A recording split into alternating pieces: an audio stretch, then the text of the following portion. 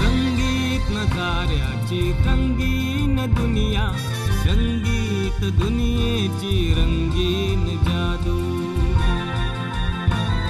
नजारे निराळे सितारे तराने, अदाए तूफानी दिल हुए बेकाबू. अनोखे दीवाने अंदाज प्यारे, त्यांच्या कामाची जादू नावाची जादू. बघूयात यांच्या या हुकमी टेक्यांची दुसरी बाजू. दुसरी बाजू, दुसरी बाजू, दुसरी बाजू.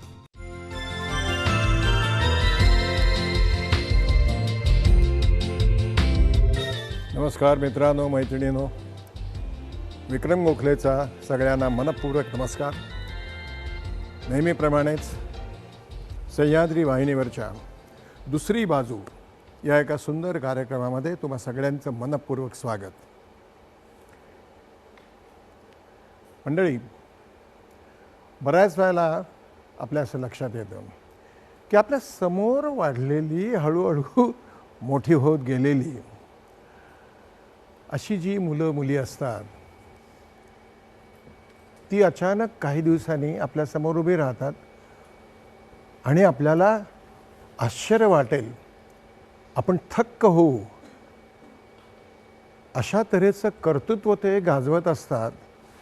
आणि ते पाहिल्यानंतर, ऐकल्यानंतर खूप आनंद होतो की ज्यांना आपण असे छोटे छोटे असताना आपण पाहिलं होतं, ते आता इतकी छान, हुशार, कष्ट करून, अभ्यास करून इतकी मोठी झालेली आहेत, हे पाहून आनंद होतो. अशाच एका व्यक्तीला मी अगदी लहानपणापासून पाहत आलेलो आहे. ही व्यक्ती आता आपल्यासमोर येणार आहे आणि तिने काय काय प्रगती केलेली आहे, या व्यक्तीने कशा कशात प्रगती केलेली आहे, हे आपण सगळे पाहणार आहोत. म्हणजे मनोरंजनाच्या क्षेत्रामध्ये केवळ चांगलं दिसणं म्हणजे कलावंत असणं नव्हे, तर त्याबरोबर अभ्यासाची किती गरज आहे हेही आपल्याला लक्षात येईल. आणि म्हणूनच आजची जी आपली पाहुणी आहे मुलगी, तिला इथे बोलवण्यापूर्वी आपण तिच्यावरची एक चित्रफीत पाहणार आहोत. पहा. अल्पावधीतच अभिनेत्री, दिग्दर्शिका ते निर्माती असा प्रवास करणारी एक सुबुद्ध अभिनेत्री म्हणून जिला ओळखलं जातं, ती म्हणजे मनवा नाईक. अभिनयाचं बाळकडू मनवाला आई मीनाकडूनच बालपणीच मिळालं. अनेक मराठी आणि हिंदी सिरियल्समध्ये मनवानं काम करत आपला रोख वळवला मराठी सिनेमांकडे. अभिनयाची उत्तम जाण असलेली मनवा थेट जाऊन पोहोचली ते जोधा अकबरमधील नीलाक्षीच्या भूमिकेत. हिंदी चित्रपटात काम करता करता तिनं दिग्दर्शन करण्याचं ठरवलं. प्राण्यांवर खूप प्रेम करणारी, सामाजिक बांधिलकीची जाणीव असणारी आणि सतत काही ना काही शिकण्याचा ध्यास घेऊन समाजाला मार्ग दाखवणाऱ्या या अभिनेत्री, दिग्दर्शिका आणि निर्मातीची जाणून घेऊया दुसरी बाजू. तर स्वागत करूया सगळ्यांच्या लाडक्या सुंदर मुलीचं, मनवा नाईक हिचं. मनवा, ये बाळा. वेलकम. Thank you thank you. तू हा कार्यक्रम पाहिलास कधी? ॲक्च्युली आई बाबा बघतात तेव्हा थोडा थोडा येता जाता बघितलाय. पण आई बाबा काय बघतात हे कधी पाहतलेस का तू? बघते, पण त्यांच्या मध्ये मध्ये नको म्हणून डोकावून पळून जाते. ठीक आहे. तू आता इथे बसायचंस आणि काका तुझ्या घरी आलेला आहे असं समजायचं आणि मन मोकळ्या माझ्याशी गप्पा मारायच्या. हो. सिधा. थँक्यू. तू आज जी काही झालेली आहेस ती पाहून मला किती आनंद झाला ते आत्ता मी सगळ्या तुझ्या चाहत्यांना, प्रेक्षकांना सांगितलेलं आहेच. तर तुझ्या बालपणापासूनच्या सगळ्या गोष्टी, आठवणी ज्या सुंदर आहेत त्या सगळ्या तू सांगायच्या आहेस. म्हणून तुझ्या बालपणापासून, जन्मापासून आपण सुरुवात करूया. जन्म तुझा कुठे झाला बाळा? मुंबई. लहानपणच्या काय तुझ्या अशा आठवणी कसं काय आहेत, म्हणजे ज्यामुळे तुला त्या सांगाव्याशा वाटतील अशा काय आठवणी आहेत? मला वाटतं सगळ्यांच्या लहानपणी शाळा आणि खेळ हा असतोच, पण माझ्या लहानपणी नाटक हे माझ्या घरात होतं. त्यामुळे माझं बालपण मी जर बघितलं तर मला संध्याकाळी शाळा संपल्यावर नाटकाच्या तालमीला गेलो आहे किंवा घरी नाटक मंडळी जमली आहे कुठे. आणि म्हणजे मला अजूनही घरी सांगितलं जातं, म्हणजे ऑब्व्हियसली मला आठवत नाही ते, की पहिल्या वाढदिवसाला कोण गायलं तर भीमसेन जोशी गायले. तर अशा प्रकारच्या माझ्या लहानपणीच्या मला आठवणी, जिथे मी खूप छोटीशी होते, माझ्या आजूबाजूला अशी मोठी मोठी माणसं साईजने होती. आणि जशी जशी मी मोठी होत गेले तेव्हा मला लक्षात येत गेलं की ही जी साईजने मोठी मोठी माणसं आहेत त्यांचं कर्तृत्व इतकं मोठं आहे आणि त्यांच्या मांडीवर मी खेळले. त्यामुळे मला हे अशा प्रकारची खूप जास्ती आठवण आहे. म्हणजे मला अजूनही आंतरनाट्यासाठी केलेलं माझ्या आईबाबा आणि ह्या सगळ्यांची नाटकं आठवतात. मॅकबेथचा प्रयोग होता किंवा गंमत सांगायची तर गॅलिलिओ अजित बुरे बसवत होता. मग हे मला अजूनही आठवतं विक्रम काका. कदाचित ते एवढं मनावर परिणाम करून गेलंय की गॅलिलिओमध्ये सुनील तावडे गॅलिलिओ होता आणि एक कार्निवलचा सीन होता आणि त्याच्यातनं मला काढून टाकलं होतं की तू बरोबर स्टेजवर वावरत नाहीस म्हणून. तेव्हा मी 2 का 3 अशी वर्षाची होते. पण त्या आठवणी माझ्याकडे आहेत आणि मला वाटतं ॲक्ट्रेस बनण्यामागे किंवा दिग्दर्शिका नंतर बनण्यामागे किंवा प्रोड्युसर बनण्यामागे ह्या सगळ्यामुळे त्याच्या त्या आठवणी मला कुठेतरी राहिल्या आहेत की इथे मला स्टेजवर वावरता नाही आले तर मला उद्या वावरता आलं पाहिजे. किंवा लहानपणी जे आपण आजूबाजूला बघितले लोक, ते त्यांचा जो विचार होता, ते जे बोलायचे, ते कळत तेव्हा नव्हतं पण त्याचा एक कुठेतरी इम्पॅक्ट होत गेला आणि ते माझं बालपण फार सुंदर होतं. आणि माझ्या बालपणात मला ऑब्व्हियसली आईवडिलांबरोबर बहिणीबरोबर एक अतिशय महत्त्वाची व्यक्ती नेहमी वाटते ती माझी आजी होती. आणि मला त्यामुळे आता माझ्या बहिणीला मुलगा झाल्यावर मी नेहमी म्हणते की आजी आजोबांचं प्रेम पाहिजे. त्यामुळे what grandparents can do, I think that was the beauty of my childhood. Very good. आणि आजोबा खूप काळ नव्हते, म्हणजे मी लहान होते तेव्हा, पण आजी होती आणि तिच्याकडनं आलेलं प्रेम, तिच्याकडनं आलेल्या छोट्या छोट्या गोष्टी, म्हणजे एक मुलगी म्हणून की आता आपण एवढं अब्यूज आणि ह्या गोष्टीबद्दल बोलतो, तर माझ्या लहानपणी मी 1ली, 2री, 3रीत असताना तिने मला या गोष्टी समजवलेल्या आहेत की you have to be careful, कुठे जातेस काय. आणि ते आजीचे बोल मला माझ्या लहानपणात खूप आठवतात.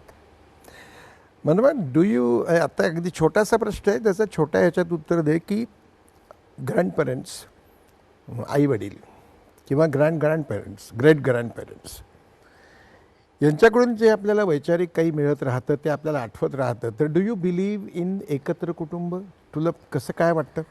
आय बिलीव्ह इन एकत्र कुटुंब. म्हणजे माझं असं म्हणणं आहे की व्हेन आय गेट मॅरिड मला पहिले काही वर्ष माझ्या नवऱ्याबरोबर एकटीला राहायला आवडेल, पण माझे आईवडील आणि त्याचे आईवडील हे माझ्या आजूबाजूला एक 5 किलोमीटरच्या अंतरात असावे आणि माझ्या मुलांनी त्यांच्याकडे येत जात राहावं, हे मला डेफिनेटली वाटतं. व्हेरी गुड मनवा, व्हेरी गुड. तुझं शिक्षण कुठे झालं, शाळेचं आणि कॉलेजचं? मी 1ली ते 10वी सेंट जोसेफ्स कॉन्व्हेंटमध्ये होते, बँड्रा वेस्टला. त्यामुळे ते प्रचंड ख्रिश्चॅनिटी आणि टिपिकल बँड्रा कल्चर असं शिक्षण झालं.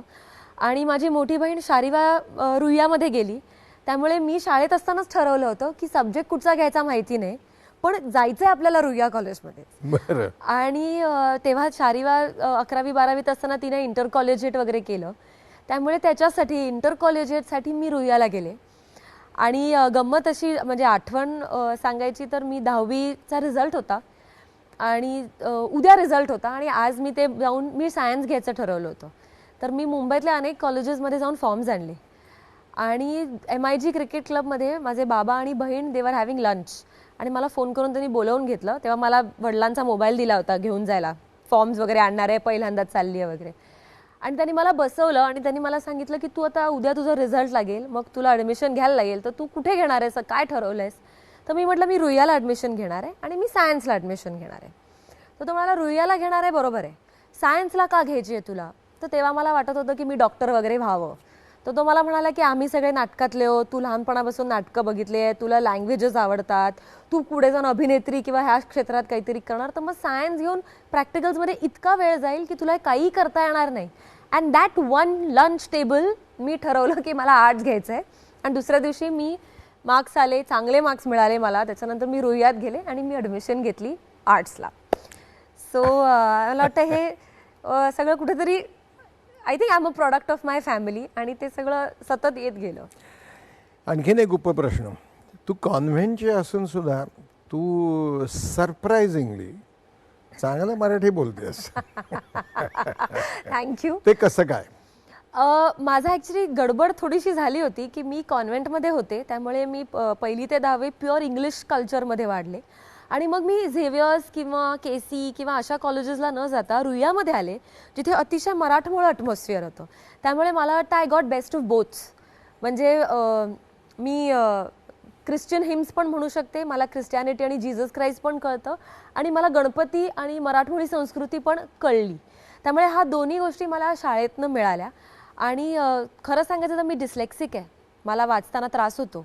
त्यामुळे मराठी वाचताना अधिक त्रास होतो कारण मी कॉन्व्हेंटमध्ये शिकले. पण घरी भाषा महत्त्वाची असल्यामुळे आणि घरी आम्ही मराठीच बोललो आणि अजूनही बोलतो, त्यामुळे थोडं मराठी बरं बोलते मी. कॉलेजच्या काही सांगण्यासारख्या अशा धमाल काही गमती जमती आहेत का? म्हणजे इकडे जाऊन आम्ही मजा केली, तिकडे जाऊन बर्गर खाल्लं, हे नाही, काही गमतीच्या अशा की ज्यामुळे तुझ्यात काही बदल झाले? मी जरा शाळेमध्ये असताना थोडी जास्ती घाबरट होते कारण मला डिस्लेक्सिक असल्यामुळे ते शिकण्यात खूप थोडा वेळ गेला. पण कॉलेजमध्ये गेल्यावर मी खूप वांड झाले आणि शाळेत आणि कॉलेजमध्ये दोन्हीकडे मला शारीवाची धाकटी बहीण म्हणून ओळखायचे. आणि कॉलेजमध्ये असताना मी इंटर कॉलेजिएट, मग जॉईंट सेक्रेटरी झाले वगैरे, असं बरंच असल्यामुळे लेक्चर न अटेंड करण्याची टेंडन्सी जास्ती. तर ह्याच्यात गंमत आणि अशी आणि किंवा मी असं म्हणेन की कॉलेजने मला काय दिलं तर माझे 2 अतिशय चांगल्या टीचर्स ललिता परांजपे आणि रीटा डॉक्टर. तर रीटा डॉक्टर ह्या प्रोफेसर मला रुईयाच्या डीपीच्या नाक्यावर न्यायला यायच्या. त्या खाली येऊन म्हणायच्या, what are you doing here? No ma'am, I don't want to attend. Now intercollegiate is over, you have to attend the lecture. आणि त्या मला लिटरली घेऊन जायच्या. तर कॉलेजमध्ये गेल्यावरती मुलांना वाऱ्यावर सोडतात किंवा टीचर्स स्ट्रिक्ट असतात म्हणून आपण लेक्चर अटेंड करत नाही, असं न होता या टीचरने फिलॉसॉफी शिकवायच्या आम्हाला, अशा प्रकारची गोडी आम्हाला लावली. आणि त्या मला 2-3दा घेऊन गेल्या आणि मग मला ती रिस्पॉन्सिबिलिटी वाटायला लागली की she needs me in the class, माझी जबाबदारी आहे ती जर शिकवते तर, आणि मी जायला लागले. Very good. तर हे आय थिंक फक्त मला असं वाटतं की फक्त रुईयामध्ये होऊ शकतं, कारण अशा प्रकारचं प्रेम बाकीच्या आय डोंट नो कॉलेजेसमध्ये मिळतं मुलांना. मित्रांनो, एका अतिशय सुबुद्ध विचारी आणि अभ्यासू अशा मुलीशी आपण गप्पा गोष्टी करतो.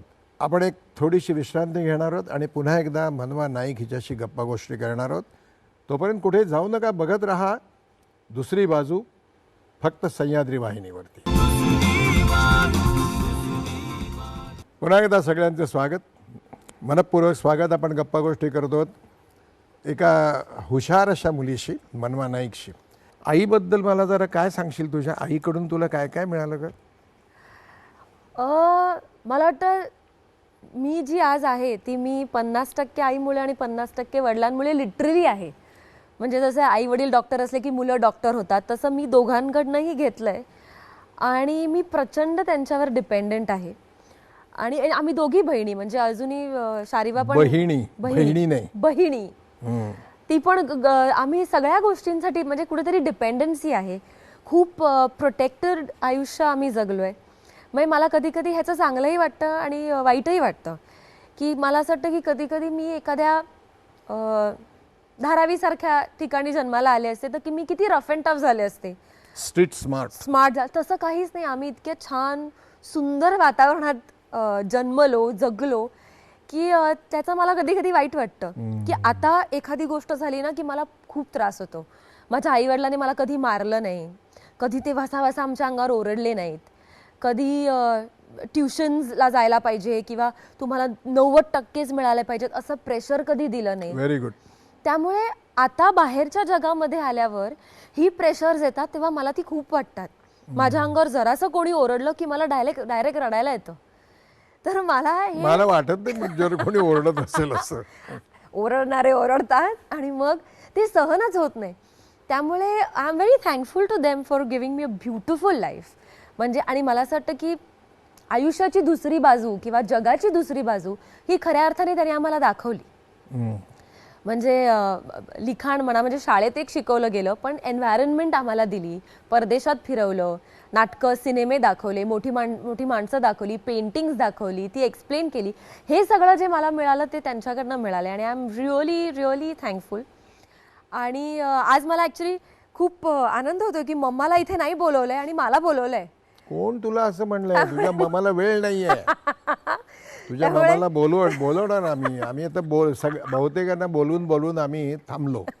ज्यांना यायचंय त्यांना इथे येतील, तर मम्माला मी बोलवणार आहे इथे. त्यामुळे तिच्या बाबतीत ते आहे की यु नो ती माझ्यापेक्षा एवढी मोठी आहे, तर मला ती माझी आई आहे हे मला सतत जाणवतं. पण आज कधीतरी ते दुसरं, तुझी आई लवकरच इथे येऊन बसणार आहे मला माहिती आहे. पण तुझी आई तुझ्याबद्दल काय म्हणते ते जरा आपण बघूया. मनवाच्या लहानपणाबद्दल म्हणायचं तर मनवा ही खूप मस्तीखोर होती, टॉम्बॉईश होती. खूप दिवसभर आमच्या कलानगरमध्ये इकडे तिकडे भटकत असायची ती आणि तिची एक मैत्रीण होती नीलम म्हणून. तर ह्या दोघीजणी इतक्या मस्ती करायच्या, सायकलिंग करायच्या, पोहायला जायच्या, संबंध कलानगरमध्ये आणि या एरियामध्ये सायकलवरून भटकत असायच्या आणि मग संध्याकाळी असं संबंध भूत होऊन त्या यायच्या. तर अशी मस्तीखोर होती ती भयंकर. शाळेमध्ये ती खूप लोकांची आवडती होती, म्हणजे शिक्षकांची वगैरे, कारण ती नाटकामध्ये काम करत असे, छोट्या छोट्या किंवा अँकरिंग करत असे कार्यक्रमाचं वगैरे. तर त्यामुळे पण ती पहिल्यापासून खूप खरं बोलणारी अशी मुलगी आहे ती. खोटं कोणी बोललं तर तिला भयंकर राग येतो आणि ती नेहमी खरंच बोलते आणि स्पष्ट बोलते. ती ज्या करिअरमध्ये उतरली आहे त्याच्यामध्ये ती टॉपला गेली पाहिजे. तिने असा प्रयत्न करायला पाहिजे. तिने एक फिल्म केली, यानंतर आणखीन काही तिने छान फिल्म्स कराव्यात. फार कमर्शियल गोष्टींकडे न जाता काहीतरी चांगलं करावं अशी आमची इच्छा आहे, माझी आणि तिच्या वडिलांची सुद्धा. आणि त्याच्यामध्ये तिला यश मिळावं. यश मिळो न मिळो, पण तिने चांगली फिल्म करावी, तिच्या मनाला समाधान वाटेल अशी. तुझा दादा आणि तुझी आई हे दोघंही, म्हणजे तुझ्या आईची माझी ओळख तर तिचं लग्न होण्यापूर्वीपासून जे आहे, साहित्य संघापासून. दादाकडून काय काय मिळालं ते सांग, आईकडून काय मिळालं ते सांगितलंस तू आता.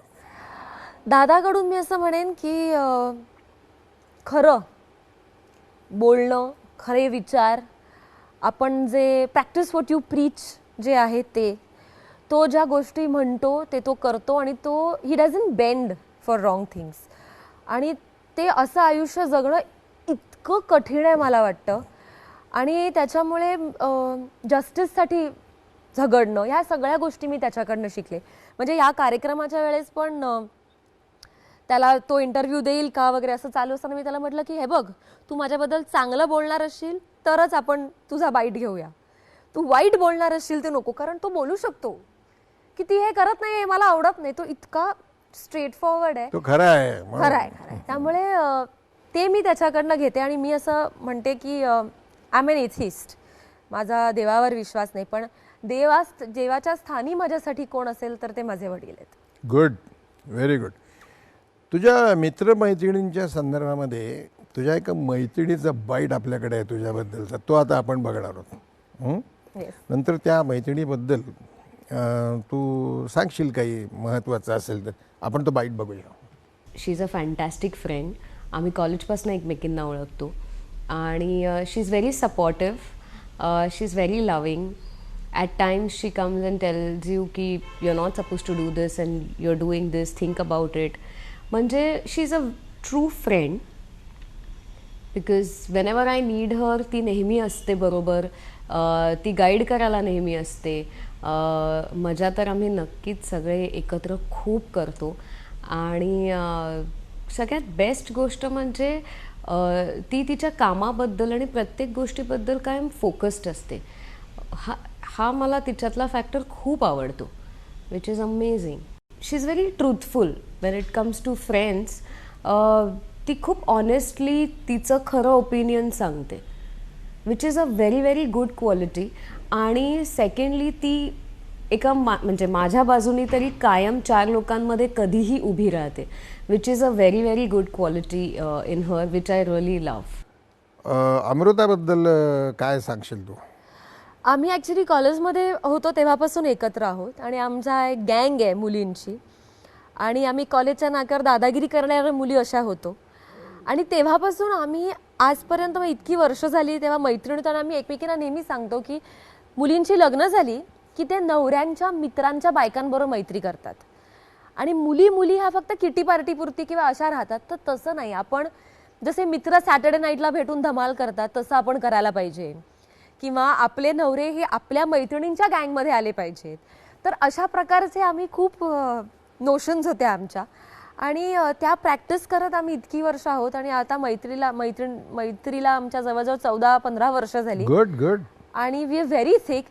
आणि अमृताने ॲक्च्युली माझ्या वाटचा खूप ओरडा खाल्लाय. मग मी काही चूक केली की तिने खूप ओरडा खाल्लाय. माझे मम्मा दादा दोघंही तिला ओरडायचे. आणि मला खूप माणसं आवडतात, माणसं गोळा करायला आवडतात. घरामध्ये 15-15, 20-20 लोक गोळा करून पार्टी करायला आवडते. त्यामुळे मोर द मेरियर हा मित्रांबद्दल माझा विचार आहे. मी ती एकलकोंडी कोपऱ्यात बसून वगैरे असं मला नाही आवडत. Very good. खूप मित्र आहेत. गुड. मग आता हे सगळं म्हणजे घरामधलं नाटकाचं वातावरण हा भाग आपण बाजूला ठेवला तरी सुद्धा करिअर म्हणून ह्याकडे बघण्याचं तू कसं काय ठरवलंस? या क्षेत्रात कशी काय करायचं ठरवलंस? म्हणजे आईने सांगितलं, दादाने सांगितलं, कोणी सांगितलं का तूच ठरवलंस? नाही, ॲक्च्युली मी अभिनय क्षेत्रात चुकून आले. म्हणजे मला सुरुवातीपासून कॅमेराच्या मागे राहण्यात इंटरेस्ट होता. म्हणजे क्रिएटिव्ह म्हणून किंवा डायरेक्टर किंवा प्रोड्युसर किंवा अशा प्रकारचे माझे इंटरेस्ट होते. त्यामुळे ॲक्टिंग हे मी हॉबी म्हणून केलंय. आणि मी कॉलेजमधनं म्हणजे आभाळमाया मी कॉलेजमध्ये असताना केलं. ते पण अच्युत काकाने मला तू काय करते, अरे हिला घ्या आणि हा रोल द्या असं म्हणून मला त्या रोलमध्ये कास्ट केलं. आणि मी जी पहिली सिरियल कॉलेजमधनं पासआउट झाल्यानंतर केली, स्पेशल स्क्वॉड, स्टार 1 वरती यायची, तर मी मम्माबरोबर UTVच्या ऑफिसमध्ये तिच्या कामासाठी गेले होते. आणि मी बाहेर सोफ्यावर बसले होते शॉर्ट्स आणि टी-शर्ट घालून की काहीतरी मम्माचं झालं की ती येईल मग आम्ही निघू असं म्हणून. आणि माझ्याकडे एक क्रिएटिव्ह डिरेक्टर आला, उमेश पडळकर, आणि तो म्हणाला तू काय करतेस इकडे? म्हटलं काय नाही, मम्मासाठी थांबले. तो म्हणाला चल ऑडिशन दे. आणि मी आज जाऊन ऑडिशन दिली आणि मी सिलेक्ट झाले. त्यामुळे मी ॲक्ट्रेस ॲब्सल्युटली चुकीची झाली आहे. म्हणजे पोर्टफोलिओ बनव, लोकांना फोन करून स्ट्रगल कर वगैरे असं मी केलेलंच नाही आहे. हे माझ्यासाठी I think it was written आणि ते घडत गेलं. त्यामुळे मी कधीच ठरवलं नाही. मी अजूनही म्हणत नाही की मी ॲक्च्युली ॲक्ट्रेस आहे. माझी हॉबी आहे, मला आवडतं आणि म्हणून मी करते. You are lucky that you didn't have to struggle. You are lucky. पुढे आपण जाणार आहोत पण त्यापूर्वी पुन्हा एकदा छोटीशी एक विश्रांती आवश्यक असते म्हणून ती घेतो. मित्रांनो, कुठेही जाऊ नका, बघत राहा. फार मजेशीर आपण ऐकतोय या मुलीकडून. कुठे जाऊ नका, बघत राहा दुसरी बाजू. पुन्हा एकदा सगळ्यांचं स्वागत. विश्रांतीनंतर आपण गप्पा गोष्टी करतो या सुंदर मुलीशी, मनवा नाईक. मनवा, हे आता कळलं आम्हाला कशी तुला संधी मिळाली, कसं तू ठरवलं नव्हतंच वगैरे वगैरे. त्याच्यानंतर मात्र तू भरपूर बिझी झाली सिरियल्समध्ये वगैरे. तिथले अनुभव तुला कसे? मगाशी तू म्हणालीस की दादा आणि आईकडून मला खूप प्रोटेक्टेड लाईफ मिळालं. When a girl like you enters into the entertainment industry, which you know now very well, what are your experiences? Fortunately मी पहिल्या 2 सिरियल्स ज्या केल्या हिंदीमध्ये, एक होतं special squad which was UTV आणि दुसरं होतं बाबू और बेबी, जी होती हॅट्स ऑफ प्रोडक्शन्स, म्हणजे JD मजेटे आणि आतिश कपाडिया, जे गुजराती थिएटरकडनं आले. त्यामुळे त्यांच्या पण सेन्सिबिलिटीज फॅन्टॅस्टिक होत्या. हे 2 अतिशय चांगली लोक मला आयुष्यात मिळाली. हॅट्स ऑफच्या सिरियलमध्ये तर सरिता जोशी, देवेन भोजानी वगैरे हे ॲक्टर्स होते आजूबाजूला. त्यामुळे तिथेही मी शिकत गेले, काय काय मला मिळत गेलं. आणि हे 2 अप्रतिम प्रोडक्शन्स बरोबर काम केल्या असल्यामुळे मी पुढे चांगली प्रोफेशनल झाले. तिथे जर मला वाईट अनुभव मिळाला असता तर मी खचले असते आणि बाहेर पडले असते आणि परत मी तिथे कधीच गेले नसते. आणि तिथे जर मी चुकीचे नोशन्स शिकले असते तर मीही चुकीचीच राहिले असते.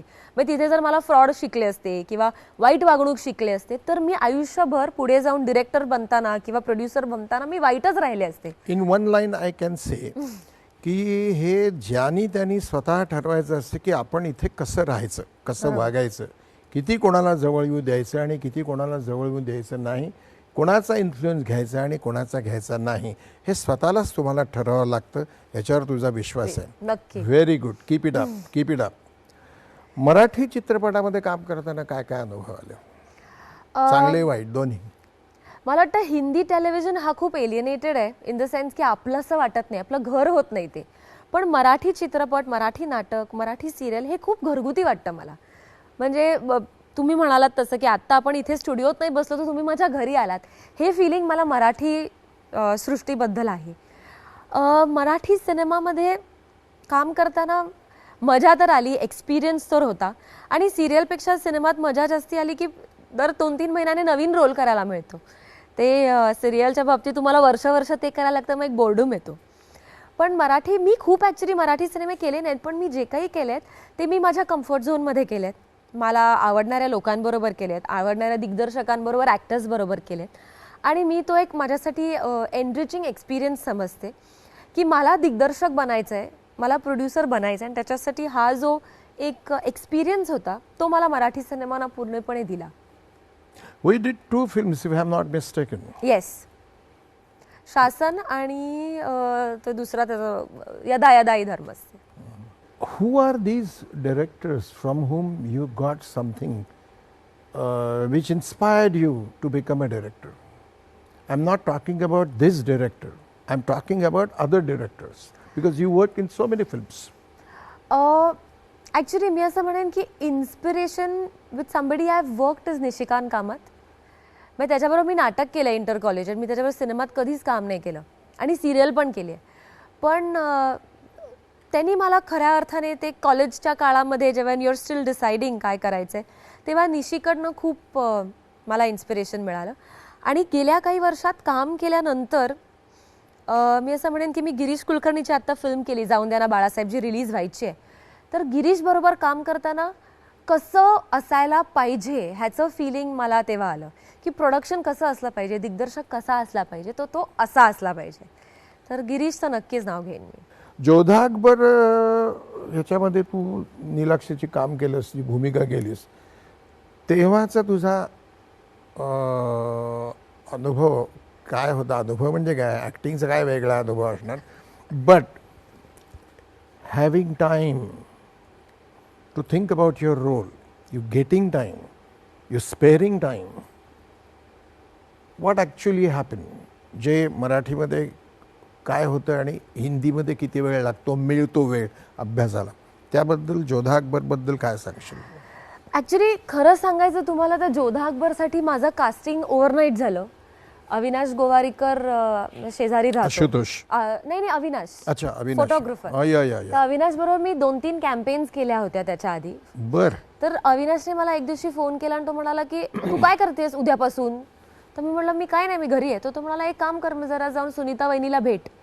आणि मी गेले, मी त्याच म्हणजे मी अर्ध्या तासात गेले, भेटले, ऑडिशन दिले आणि दुसऱ्या दिवशी सकाळी मी जयपूरला शूटिंगला गेले. त्यामुळे अभ्यास करायला, आपला रोल काय आहे, आपण त्याच्यात किती आहोत, हे काहीच विचार करायला किंवा विचारायला मला वेळ नाही मिळाला. पण तो एक्सपिरियन्स मी घ्यायचा ठरवला, कारण मला असं वाटलं की एवढ्या मोठ्या ग्रँड प्रोडक्टमध्ये even if I am a stone, मला ह्या सगळ्याचा एक एक्सपिरियन्स मिळणार आहे, जो माझ्यासाठी महत्त्वाचा होता. या ॲब्सोल्युटली. आणि Ashutosh Gowariker as a director मला जवळून बघायचा होता. त्यामुळे हा एक्सपिरियन्स म्हणजे फिल्ममध्ये आपण किती दिसणार आहोत पेक्षा ह्यांच्याबरोबर काम करणं हा एक्सपिरियन्स माझ्यासाठी महत्त्वाचा, म्हणून मी ती फिल्म केली. आणि तो मराठीपेक्षा खूपच वेगळा होता, कारण मराठीमध्ये ओळखतात हे ते सगळंच आहे, तिकडे मी इतकी नवीन होते. What I feel about Ashutosh, he is not posy like other some posy directors in Hindi or even in Marathi field. I don't think he is posy. बरोबर. Anyway, good. Congratulations again. माझ्या आता कानावर अनेक वर्ष येते की तू सतत काहीतरी नवीन तुला शिकायचं असतं. You took this from whom? I think I took this as a complex. की काका डॉक्टरेट आहे, वडील खूप शिकलेले, वाचन केलेले आहेत, मम्मा MA आहे, माझी बहीण आता PhD करते आहे. त्यामुळे आजूबाजूला एवढे शिकलेले लोक आहेत आणि I am just a BA. त्यामुळे मला त्याचा प्रचंड कॉम्प्लेक्स आहे सुरुवातीपासून. म्हणजे एक्सपिरियन्सने माणूस मोठा होतो वगैरे मला मान्य आहे, पण डिग्री तर मी न्यूयॉर्क फिल्म अकॅडमीमध्ये जाऊन फिल्म मेकिंगचा डिप्लोमा केला आणि आता मी MBA करते, म्हणजे मार्केटिंग मॅनेजमेंटमध्ये मास्टर्स करते सॅसमिरा इन्स्टिट्यूटमधनं. अच्छा.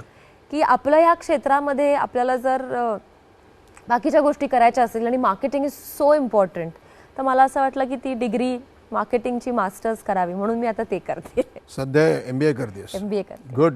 Wish you all the best. I believe that you have that अनादर सेन्स विच इज इम्पॉर्टंट. एक सोशली काहीतरी तू देणं लागते सोसायटीचं, याबद्दल मी ऐकून आहे.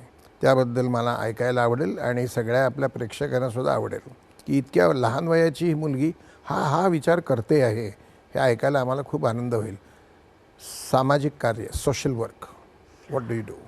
ते मला वाटतं मी माझ्या आईवडिलांकडनं दोघांकडनंही घेतलं आहे. मम्मा तर खूपच सामाजिक कार्य लहान मुलांसाठी ती बरंच काम करते आणि लहानपणापासून मी तिला बघितलं आहे हे करताना. म्हणजे तिने 2 मुली अडॉप्ट केल्या होत्या, त्यामुळे मला लहानपणापासूनच माहिती होतं की अजून 2 मुली आहेत ज्यांना तिने अडॉप्ट केल्या आणि ज्या पण तिच्या मुली आहेत. तर हा जो विचार होता हा खूप लहान असताना मला मिळाला. Very good. Before I decided whether I should like it or not. आणि माझे दादा नेहमी म्हणतो, बाबा नेहमी म्हणतात की आपण सोसायटीचा काहीतरी देणं लागतो. We have to give something. It's not about taking. म्हणजे करंदीकरांची जी कविता आहे, देणाऱ्याने देत राहावे, घेणाऱ्याने घेत राहावे, ते जे आहे तसं मला एक वाटतं कुठेतरी. त्यामुळे जेवढं मी देऊ शकते लोकांना, आणि खरं सांगायचं तर खिशातनं पैसे काढून देण्याची माझी ऐपत नाही. एवढे पैसे माझ्याकडे नाही आहेत की मी उचलले आणि दान केले, पण विचार, मदत, काळजी. I always say that social work हे फक्त पैशाने होतं असं नाही आहे. सोशल वर्क तुम्ही वेळ दिल्यामुळे सुद्धा होतं. Very good. नाईक परिवाराकडून तुला कुठले सगळे गुण मिळालेले आहेत ते आम्हाला कळलेलंच आहे. तुला भटकंती खूप आवडते असं ऐकतो. म्हणजे कुठे कुठे आवडतं, आपल्या देशात की परदेशात किंवा महाराष्ट्रात फक्त का कसं काय? नाही, सगळीकडे मला फिरायला प्रचंड आवडतं, खूप आवडतं. मी वर्षातनं एकदा तरी परदेशाची टूर करायची असा विचार केला आहे, so that we know how the other half lives. आणि आय हॅव बीन लकी की मला ते करायला मिळालं आहे. त्यामुळे right from Australia to America to Europe to Russia to Singapore वगैरे ह्या सगळे देश मी फिरले. आणि त्यांच्याकडनं जेवढं पॉलिटिक्स म्हणा, आर्ट म्हणा, जेवढं बघता येईल तेवढं मी बघायचा प्रयत्न करते. म्हणजे फिरणे is not about going and relaxing. आपण कुठल्या तरी फॅन्टॅस्टिक रिसॉर्टमध्ये बसलो आहे असं नाही, तर हे खाद्य तिथे मिळतं आणि त्याच्यासाठी. कोणाकोणाला तू, म्हणजे ज्यांना तू खूप मोठी व्यक्तिमत्व असं तुझ्या मनामध्ये आहे, अशी जी मंडळी आहेत, त्यात एक भीमसेन जोशींचं नाव तू सांगितलंस, आणखीन कोण कोण आहे? मला वाटतं आपल्या कार्यक्रमाला अप्रोप्रिएट अशी बऱ्याच मोठ्या मोठ्या लोकांची दुसरी बाजू मला बघायला मिळाली. त्याच्यामध्ये जॉर्ज फर्नांडिस होते की ते डिफेन्स मिनिस्टर असताना मी त्यांच्या घरी राहिले दिल्लीला. मी लहान होते खूप तेव्हा, पण त्यांना माणूस म्हणून स्वतःच्या ताटातलं समोरच्याला पोळी हवी आहे तर आपली ताटातली पोळी काढून देणे, किंवा कुत्रा आला तर त्याचे लाड करणे, अशा गोष्टी मी जॉर्ज फर्नांडिसच्या जवळून पाहिल्या आहेत. किंवा सतीश आळेकर सारखे अप्रतिम रायटर, म्हणजे महानिर्वाण, आणि तर त्यांना घरी पुण्याहून जेव्हा जेव्हा ते मुंबईला येतात तेव्हा ते माझ्यासाठी कुकीजचा एक त्या श्रूसबेरी बिस्किट्सचा बॉक्स आणतात. पुण्यातलं आमचे प्रसिद्ध आहेत. हा तर त्यांची एक वेगळी बाजू असेल. सुभाष अवचट की एक अप्रतिम पेंटर, पण मी जेव्हा त्याचं माझ्यावर खूप प्रेम होतं लहानपणापासून, त्यामुळे मला एक कॅनव्हस आणून दिला होता. मी 4थीत होते तेव्हा, आणि मला रोज सुभाष काकाकडे पाठवायचे आणि तो समोर जोकर सिरीज बनवत बसला होता आणि मी मागे तो कॅनव्हस घेऊन बसायचे. आणि खूप एक आठवडाभर झाला तो बनवत होता आणि मी शेवटी एक जोकर काढला त्या कॅनव्हसवर आणि मग त्याचे डोळे सुभाष काकाने काढून दिले आणि तो कॅनव्हस माझ्याकडे आहे. ग्रेट. त्यामुळे अशा प्रकारची मोठ्या मोठ्या माणसांची दुसरी बाजू बघायला मिळाली आणि I feel I am very lucky. Very good. पुन्हा एकदा एक छोटीशी विश्रांती, पुन्हा पुढच्या प्रश्नाकडे जातो, कारण वेळ आपल्याकडे जरा कमी आहे म्हणून. मित्रांनो, पाहत रहा दुसरी बाजू छोटीशी विश्रांती घेतोय. पुन्हा आपण परत तुमच्या भेटीला येणारच आहोत. पुन्हा आपण मनवा नाईकशी गप्पा मारणार आहोत. कुठेही जाऊ नका, बघत राहा मनवा नाईक बरोबरच्या गप्पा गोष्टी दुसरी बाजूमध्ये. पुन्हा एकदा सगळ्यांचं स्वागत. विश्रांतीनंतर गप्पा गोष्टी चालू आहेत मनवा नाईक बरोबर. मनवा, तुझ्याकडून इतकी छान छान माहिती तुझ्या स्वतःबद्दल, तुझ्या अनुभवात आलेल्या सगळ्या मोठ्या मोठ्या व्यक्तींबद्दल आणि खूप छान माहिती मिळाली. पण आणखीन एक राहिलेलं आहे की तू एकदम आता म्हणजे BA झालेली मुलगी अभिनयाकडे वळली, अभिनयाकडे वळायचं होतं वगैरे काही नाही आणि एकदम ती दिग्दर्शनाकडे वळली इथपर्यंत मी समजू शकतो. तू एकदम निर्माती वगैरे झालेली आहेस. दिस इज समथिंग ग्रेट. तर ते कसं काय केलं? ॲक्च्युली मला वाटतं या चेनचं सर्वात वरची बाजू हा प्रोड्युसर आहे, कारण त्याच्याकडे मॅक्सिमम डिसिजन्स आहेत फायनान्शियली, क्रिएटिव्हली, की त्यामुळे मला असं वाटलं की ॲक्ट्रेस मग डिरेक्टर असं करत करत प्रोड्युसरपर्यंत पोचायला पाहिजे की एक ओव्हरऑल गोष्टीवरती किंवा आपल्याला खऱ्या अर्थाने जे लोकांना सांगायचं आहे हे आपण त्या दृष्टीने करू शकतो. मला सिनेमा प्रोड्यूस करायची इच्छा आहे, पण आत्ता मी मालिका प्रोड्यूस करते. पण त्याच्यात पण मला असं वाटतं की ॲक्ट्रेस म्हणूनचा एक्सपिरियन्स, डिरेक्टर म्हणूनचा एक्सपिरियन्स हा त्या क्रिएटिव्ह प्रोसेसमध्ये खूप महत्त्वाचा असतो. आणि नाटक आणि सिनेमा हा लोकांपर्यंत लोकांची इच्छा असल्याशिवाय पोचत नाही, पण मालिका हे तुम्ही लोकांची इच्छा नसली तरी लोकांपर्यंत पोचते. आणि त्या माध्यमात मी काम आता डिसएग्री विथ यू बेटा, पण ठीक आहे तू बोल. तर मग TV लोक लावूनच बसतात घरी. हो, पण त्यांना नाही आवडलं तर ते पुढचं लावतात ना चॅनल. पण एक त्या म्हणजे direct reaching in to the house अशी एक इच्छा आहे माझी. किंवा महाराष्ट्रामध्ये जसं रुरल बेल्ट्स आहेत तिथे नाटक तेवढं पोचलं नाहीये, कधी कधी नाही पोचता येत, किंवा सिनेमे थिएटर्स नाही आहेत, तर मालिका ही पोचतेच. त्यामुळे आणि I think television needs something new. Do you think बेटा की when you are producing and directing on a private channel, I repeat, do you have those chances and म्हणजे ही चैन तुला करता येईल असं वाटतं तुला? प्रायव्हेट चॅनलची मी गोष्ट करतोय मी. I understand that when you give a proposal to Doordarshan, बरोबर, there is no interference. First of all they see की तुमचं काही कुठे कोणाला दुखावणं वगैरे नाही ना. हां. And then they do not interfere in your direction, in your actors, nothing. In private channels they start dictating their terms even on producer. They do, पण मला असं वाटतं ते टेलिव्हिजन इज चेंजिंग.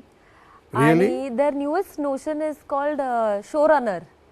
तर हल्ली एक शो रनर अपॉइंट करतात जो सगळं ठरवतो, आणि चॅनलने त्यांचं थोडंसं कमी केलंय. This is the newest last 1 month trend. अच्छा. आणि आय एम होपिंग की त्या स्पेसमध्ये काहीतरी मला काम करता येईल. बरं, आणखीन आता भविष्यात काय काय करणार आहेस?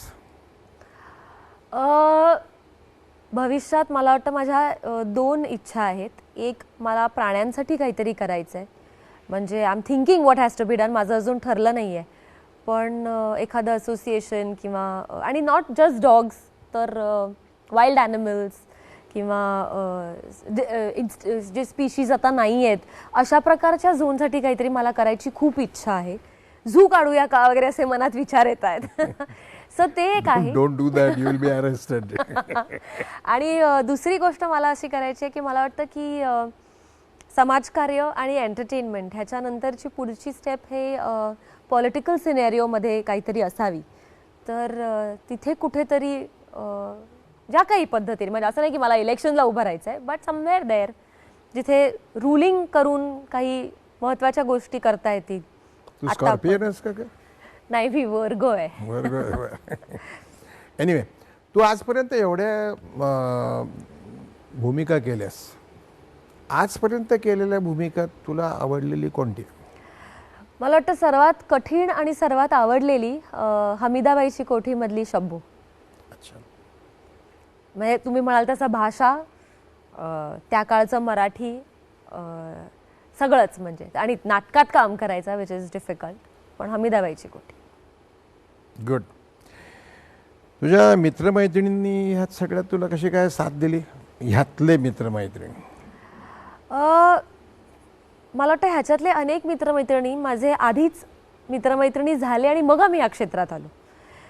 क्षिती जोग ही माझी रुईया कॉलेजमधली पहिली मैत्रीण, लिटरली पहिली, आणि ती पण ॲक्ट्रेस झाली, मी पण ॲक्ट्रेस झाली.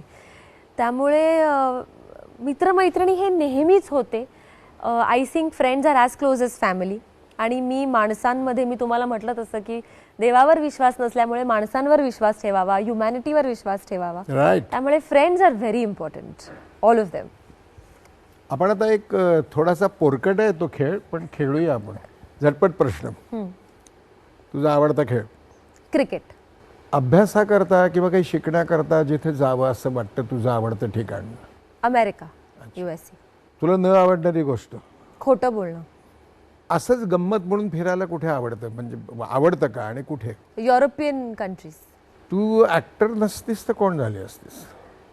सामाजिक क्षेत्रात काम करणारी कोणतरी. पण मग डिरेक्टर नसती झालीस? म्हणजे हे अख्खं क्षेत्र. If not this then. बरं. आवडतं काय, अभिनय की दिग्दर्शन का प्रोडक्शन? दिग्दर्शन. तुझा आवडता नट आणि नटी? मला वाटतं नटी आवडती ऑड्री हेपबर्न नेहमीच. आणि आवडता नट असा स्पेसिफिक नाही आहे, पण लहानपणापासून प्रशांत दामलेची नाटकं मला प्रचंड आवडायची. नाही नाही, नाटक आवडणं वेगळं, पण सर्व तऱ्हेने म्हणजे कुठेही फेका चपखल बसणारा नट. तुम्ही आय थिंक दिलीप प्रभावळकर पण. He is very good. Dilip is very good. Dilip Prabhavalkar. त्याचं हसवा फसवी किती गोड करतो तो, किती गोड आहे तो. Good. Your choice is good. राग आल्यावरती स्वतःला सावरतेस का रंड थांबल्यानंतर? आय थिंक माझ्यात एक जी वाईट क्वालिटी आहे ती राग आहे. मी प्रचंड चिडते आणि मला तो असह्य होतो आणि मी व्हायलेंट होते. मी लोकांना मारलंय, गोष्टी फेकल्या आहेत, फोडल्या आहेत. So I think that's really bad. त्यामुळे शांत व्हायला खूप वेळ लागतो. It takes time. It takes time. As you grow it takes time. एक म्हण आहे ती पूर्ण कर. तुझं माझं जमे ना, तुझ्या वाचून करवे ना. तुझा आहे माझाही, दोघांचा आपला देवावर विश्वास नाही, परंतु तरीसुद्धा ते कोण जी काही शक्ती आहे असं म्हणतात लोक, ती समजा असेल आणि त्याच्याकडे काही मागायचं ठरवलंस तर काय मागशील? माझ्या एनिमीचं, दुश्मनाचंही वाईट व्हावं असं मी मागणार नाही. त्यामुळे सगळ्यांचं चांगलं व्हावं आणि आपल्या जो पृथ्वी आहे त्याचा एक्झिस्टन्सचे जे आता प्रॉब्लेम झाला आहे तो सॉल्व्ह व्हावा असं मला वाटतं. म्हणजे ग्लोबलायझेशन म्हणा, वॉर्मिंग म्हणा, ह्या सगळ्याने जे we have ruined, nuclear war म्हणा, तर हे जे सगळ्या गोष्टी आहेत त्या एकदाच्या थांबाव्या असं मला वाटतं. We have to save our earth. I have been loving you, beta, but I love you more now after hearing this. Very good, very good. You are a very mature child. आता उठू नकोस, तिथेच बसून मी तुला सांगतो तेवढं काम करायचं. ह्या कार्यक्रमाबद्दल तुझं काय मत झालं हे तू ह्याच्यामध्ये लिहायचंस. तुझ्या इथे फोटो आहे आम्ही लावलेला, हा बघ. वाव, आत्ताच आहे. वाव, आणि इथे तू लिहायचंस तुला काय, अगदी निबंध जरी नसला तरी एक 4 वळीत तू ते लिहायचं आहेस की मला ह्या कार्यक्रमाबद्दल असं असं वाटलं. ओके.